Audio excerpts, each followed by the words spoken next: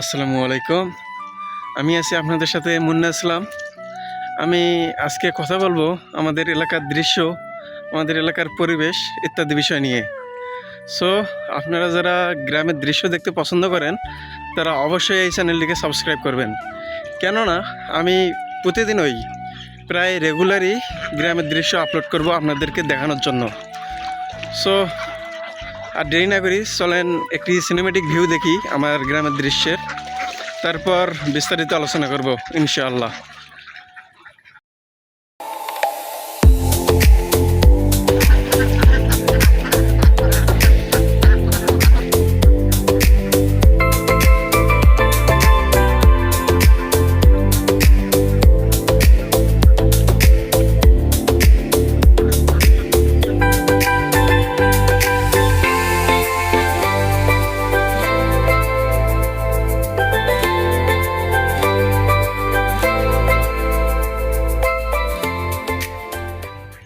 এই যে দেখেন ছোট্ট একটি টিনের ঘরের চালা, নিচে একটা টং।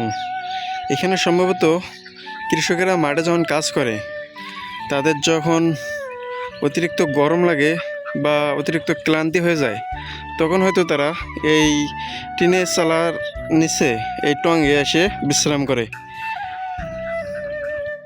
আরও একটি মজার দৃশ্য দেখেন, এখানে ধান বাড়িতে দেখেন কিছু বক।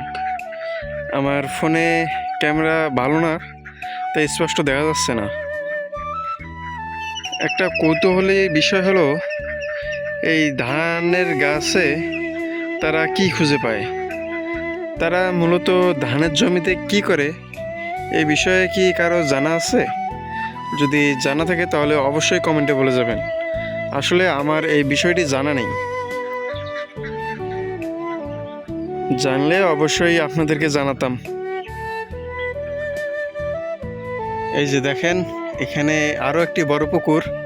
এই পুকুরওয়ালা অনেক বুদ্ধিমান বলা যায়, কারণ দেখেন এখানে তারা হাঁস পালন করে, উপরে হাঁস নিচে মাছ, দুয়ে মিলে তারা অধিক লাভবান হয়।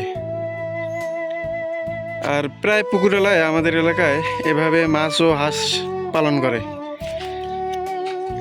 আপনারা এই ভিডিওগুলো দেখতে কন্টিনিউ করেন, আমার চ্যানেলটা সাবস্ক্রাইব করেন। তো ঠিক আছে, আজকের জন্য এখানেই বিদায়। আল্লাহ হাফেজ।